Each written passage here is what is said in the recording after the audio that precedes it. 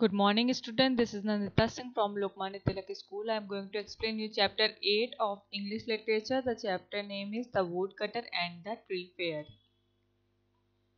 Once there lived a woodcutter who earned his livelihood by selling the wood he cut in the forest. He lived a simple life along with his wife.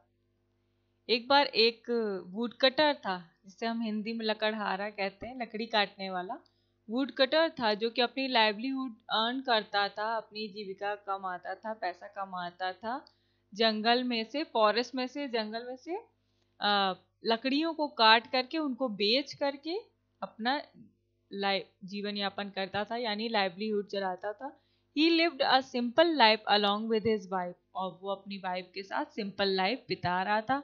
One day the woodcutter went to the forest to cut wood.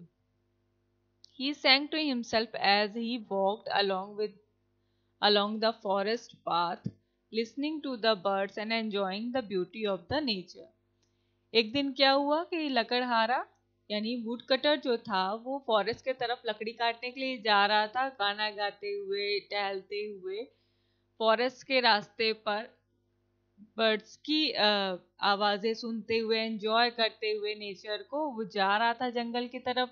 Suddenly he saw a very big tree in front of him. Suddenly उसने क्या देखा अचानक कि उसके सामने एक बहुत बड़ा सा पेड़ था।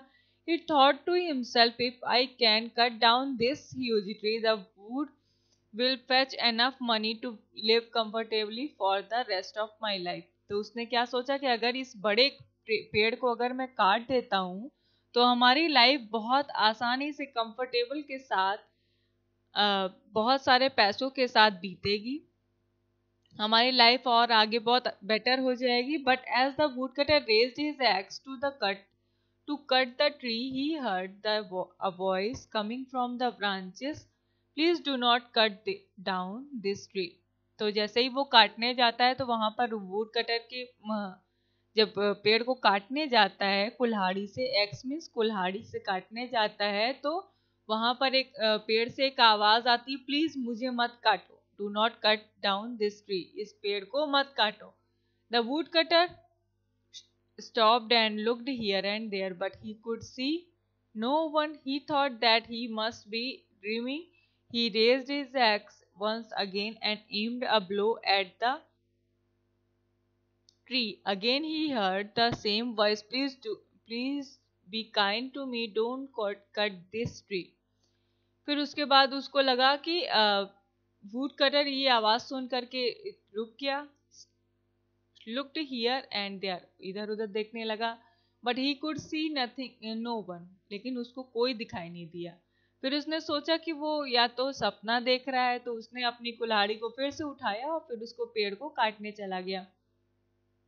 फिर उसने दोबारा आवाज सुनी कि please be kind to me, मेरे साथ थोड़ा काइंड हो जाइए और इस पेड़ को मत काटिए। The wood cutter was surprised and afraid.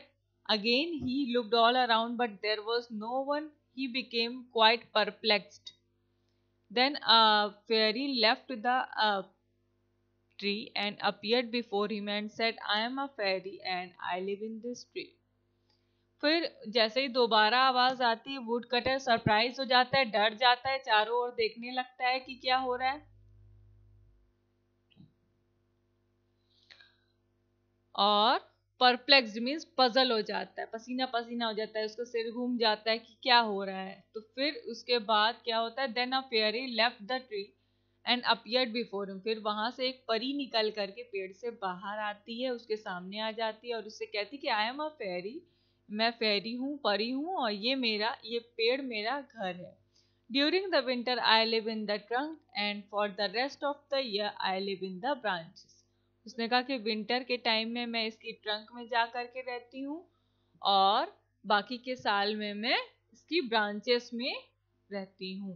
If you cut down this tree I will have nowhere to live. Please do not destroy my home. For this kindness I will repay you by granting you 3 wishes. फिर उसने peri ने would cutter से कहा कि please तुम इस पेड़ को मत काटो, अगर तुम इसको काट दोगे तो मैं कहाँ रहूंगी, मेरे पास रहने के लिए कोई जगह नहीं है, तो मेरे इस घर को बर्बाद मत करो, इसके बदले में मैं तुम्हें 3 विशेस देती हूँ, जो तुम अपनी 3 विशेस इसके बदले में पूरी कर सकते हो। Hearing this, the woodcutter was quite pleased. It crossed his mind that he could be rich without doing any work, so he accepted the fairy's offer and ran home excitedly to tell his wife about what had happened. ये सुनकर के कि would cutter ये सुनकर के बहुत खुश हो गया कि उसको बिना काम किए उसकी विशेष पूरी हो जाएंगी, वो रिच हो जाएगा। तो उसने पेरी की बात मान ली और वो एक्साइटेडली, खुशी के साथ, एक्साइटमेंट के साथ अपने घर वापस चला गया अपनी वाइफ को बताने के लिए।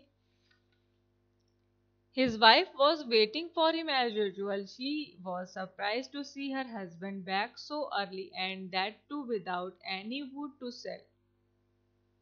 She asked, why are you home so early? Where is the wood? You seem very pleased with yourself. What is it?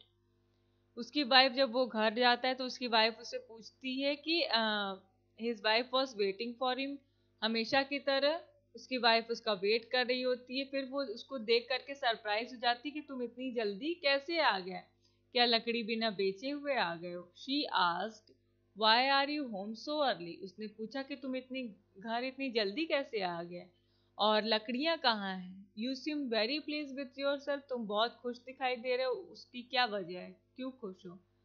तो स्टूडेंट आज की क्लास में बस इतना ही, मैं कल इसके आगे से कंटिन्यू करूंगी। Till then good bye, take care.